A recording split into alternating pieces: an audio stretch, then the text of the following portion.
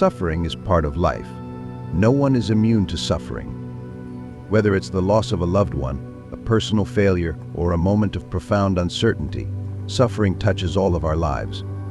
It's a universal experience, and yet it's one that many of us try to avoid, deny, or escape.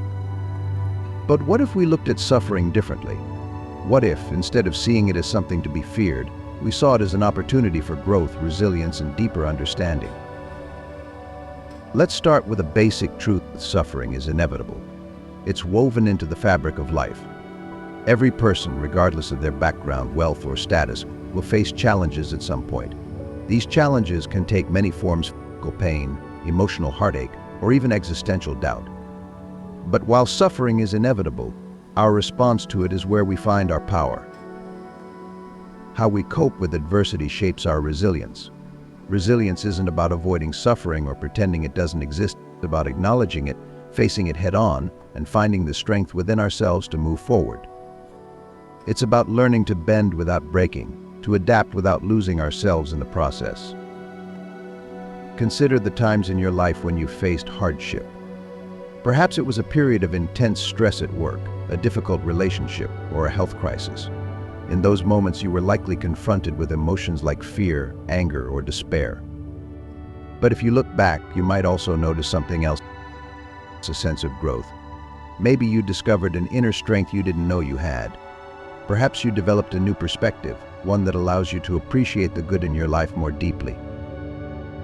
This is the paradox of suffering. It's painful, yet it can also be transformative.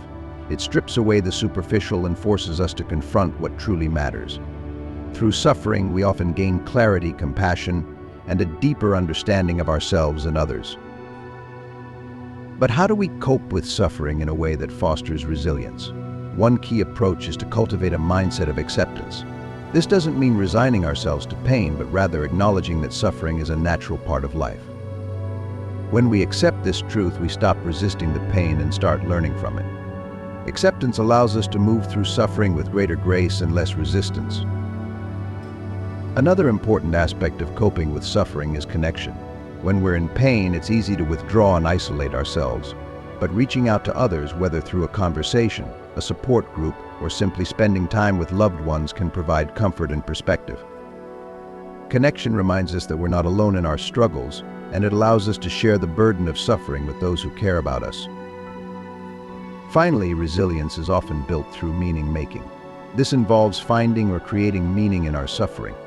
It might be through helping others who are going through similar challenges, or by finding a purpose in our pain that propels us forward. When we find meaning in suffering, it becomes not just something we endure, but something that contributes to our growth. So, as you go through life and inevitably encounter suffering, remember this: suffering is part of life.